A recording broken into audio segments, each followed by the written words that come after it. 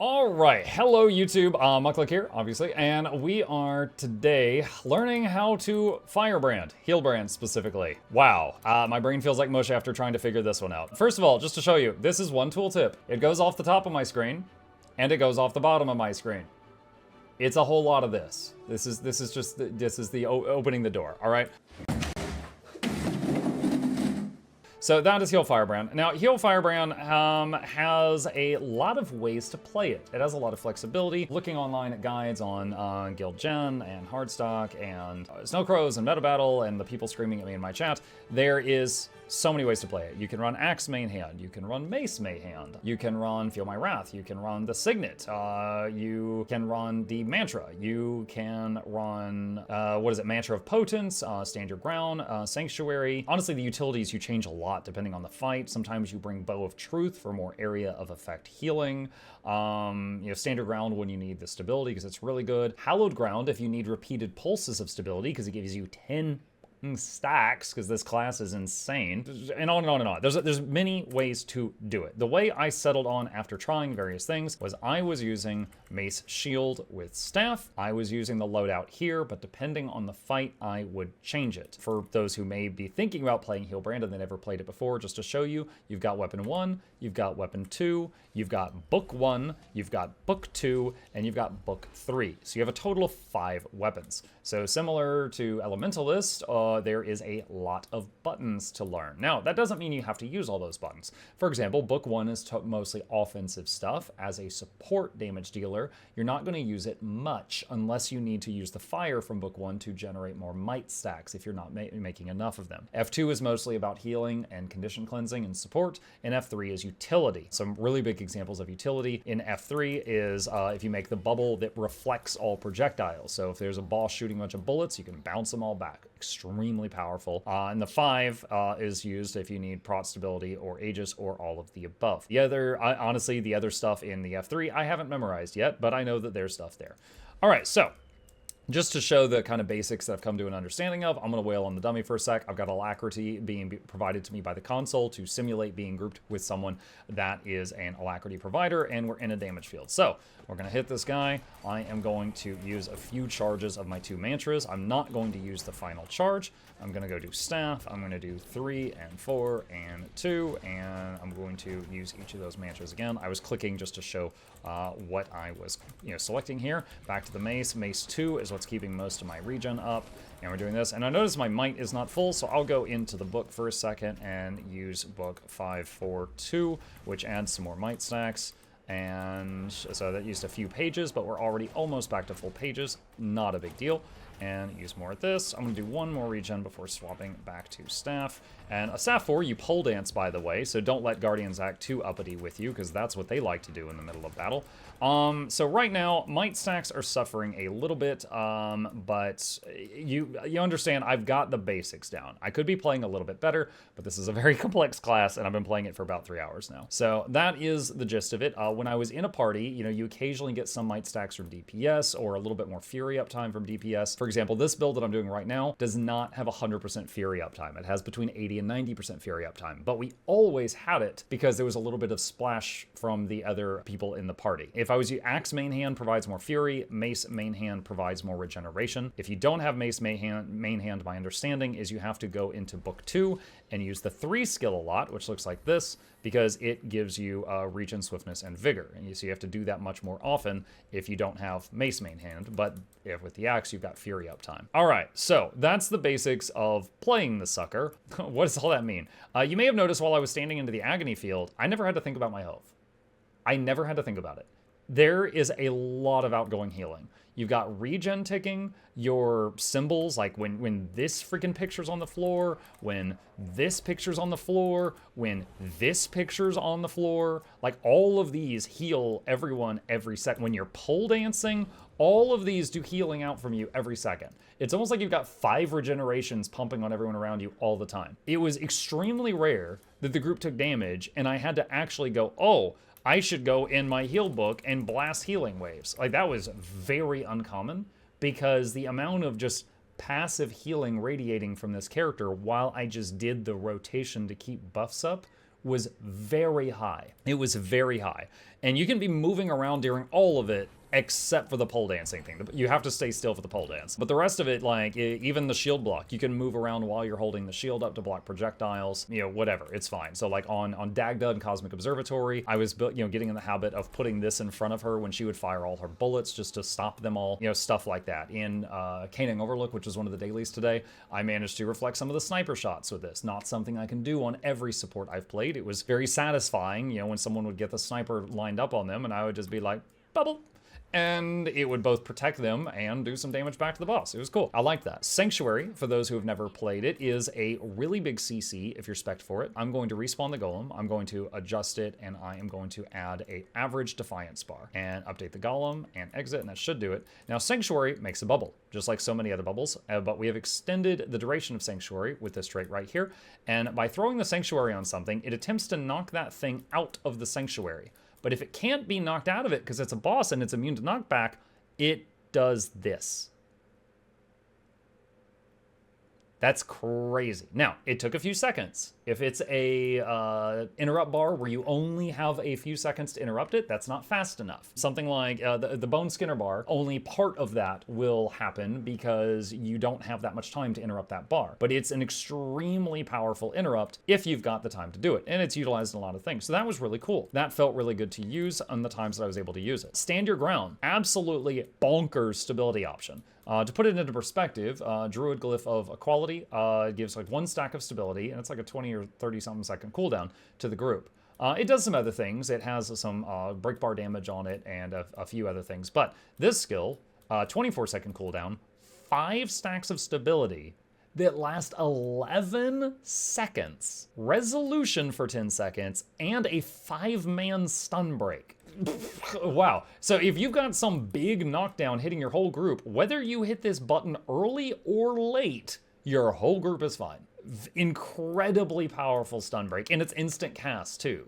So it puts the on-demand stability that I was praising the Tempest and the, what was it, the Chrono and the Druid for. This is that, but is bonkers. Self-stun break. I was told by some other people that played Firebrand earlier in the chat that it was a whole group stun break. However, if that's mistaken, I apologize. I am the newbie here. At the very least, it is a stun break on you and a lot of stability and a lot of resolution with long durations on the group of 5 people, and it is a 24-second cooldown. So very, very strong. Now, you do not have to use this skill. The mantra here, this was for quickness and might. I was using this for quickness and fury. For some of the fights, what else did I bring? I brought Signet of Mercy for revives on some fights and got a few revives off to help people. I was also told that for some fights that I would like to bring Advance to have another way of giving a group Aegis, because you could just instantly just boof and then Aegis. And remember, for new players, Aegis is, I would say, the highest skill capped boon in the game, because when you use it, if you get hit while you have Aegis, it blocks 1 hit. Now, it's possible to accidentally block a teeny tiny hit, and then the huge hit kills the player right after. So it takes a little bit of planning to make sure that you are using it to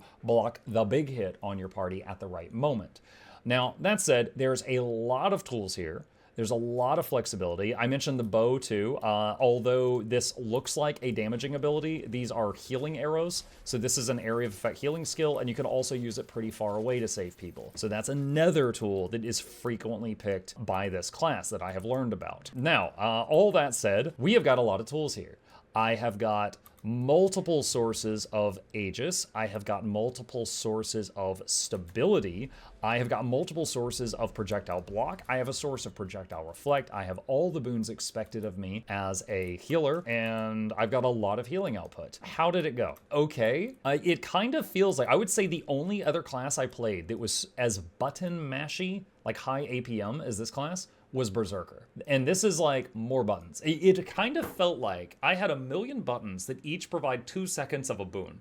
2 or 3, you know, and I was just like,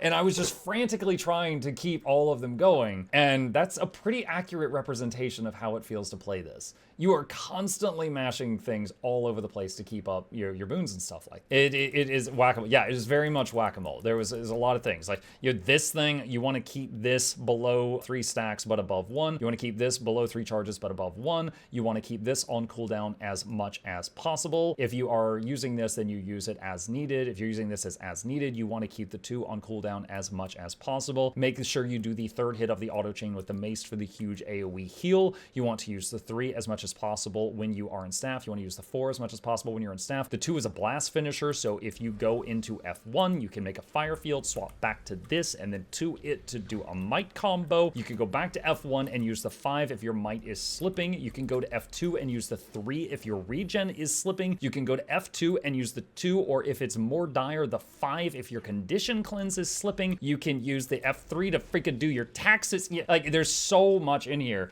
and it was so much to keep track of. It was a lot. It really was. It really was. Because of all that, like, on most of the fights we did, when I was just doing my normal boon rotation, I was keeping everyone healed, and it was fine. And then occasionally I would be like, you know, block all projectiles on Dagda or something like that, and it was fine, and we kept going. However, for the first time, now granted, every pug is different, okay? We couldn't kill Bone Skinner. Now, part of it is I was an idiot on this class. You know, I was doing my best. I was doing what I did. You know, I was using the knowledge I just showed you. We killed the Iceberg Saga Strike. No, I'm sorry. We killed the End of Dragon Strike. We killed the Wizard Tower Strike. And then we were going through all the IBS strikes, and we got to Bone Skinner, and we could not kill it. Now, granted, you know, some of the mistakes were my fault. Some of the mistakes were other people's fault, standing in puddles and stuff like that. But I could not salvage it. And after like 5 attempts, like if someone went down in a puddle and I tried to hit him with Signet of Mercy most times did not cast fast enough to save them before they just died. Their down state died in the puddle. It was too slow. Like, the ability to revive people that were dying in a very bad spot was limited on this class. That was a weakness of the class. Other than Signet of Mercy, you didn't have a lot. I know there's a trait in here where, like, when you're reviving someone, you get a bubble on you, but I don't believe I had that. I think that's like more of a PvP taken trait. After like 5 or 6 attempts, I was like, you know what? Let me just try to carry this on a different character. And I swapped over to my Scourge, and granted, Scourge, I know, it has a reputation. It is busted at revives, and you know what?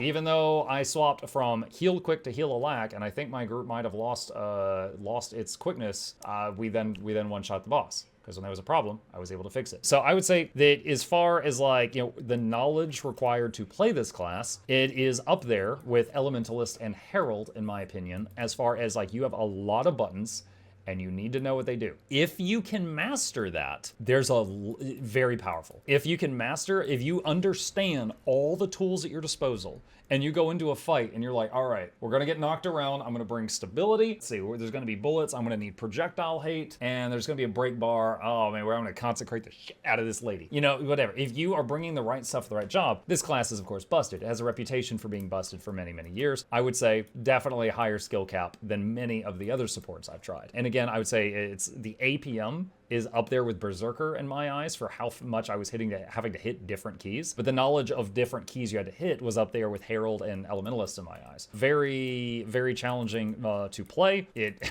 absolutely has my, you know, the players that play this well absolutely have my respect. The class itself is still busted. I mean, like, pick any skill on this guy and just compare it to what the other classes have, and it's like, oh my god, please. But yeah, this is there's a lot going on here. There's a lot to wrap my head around. I think I did okay. We were able to blast through most of the strikes. Bone Skinner, other people were making mistakes, right? They were standing in puddles sometimes. They weren't dodge rolling when he would crash down, but on this character, I could not cover for that. Like, it was kind of like you can't heal people that don't understand the mechanics sometimes. And this was that kind of situation. I could not cover for that. On my Druid with the low cooldown Glyph of the Stars, or on Necro, obviously, I could easily cover for that. So I would say for pugs, for people that really don't know what's going on, this class is actually weaker than some of the others. For people that are like very skilled at the game and you're the skilled group, maybe you're doing CM fractals, something like that, obviously this thing has a reputation that has been going back for longer than I've been a content creator. It is very, very good in those places because it has got a tool for freaking everything if the person playing it knows how to use all those tools. So that's it. I gotta say, it was a very daunting, overwhelming experience. I am not itching to play this anymore. I am not itching to play this any more than I already have. Individually, these skills look absolutely busted compared to the things that they are competing against on other classes, but you do need to know every fight, know what skills to bring to every single fight, and be able to basically juggle 5 different weapons, something that other classes don't have the opportunity to do or the need to do. So that was my experience on Healbrand. I think that's all I have to say about it. And once again, this is the build. I may have forgotten to go over the gear. I was in Harriers. I think I was in minstrels down here and harriers over here. I think I saw that on Guild Gen or something. And then I was using concentration transference and relic of the flock was one of the guides. And again, if you look at 4 different guides, they all say different things. All the traits are slightly different. Some of them said like use Harrier, some said minstrels, some said givers, some said various things, but it is very easy to hit 100% boon duration on this guy. So you do have flexibility, not only in some of the traits, but also in a lot of the equipment. But the only thing you really don't have flexibility is the cape. I mean, have you ever spoken with a Guardian before? You know they probably wear a cape IRL when they're sitting at the desk. They wear the cape. If you're going to play Guardian, you probably wear the cape. And yeah, all right, that's a jab at all Guardians. So if you've got any feedback on how I butchered this class, leave it in the comments down below. I will check it out, and off to the next class.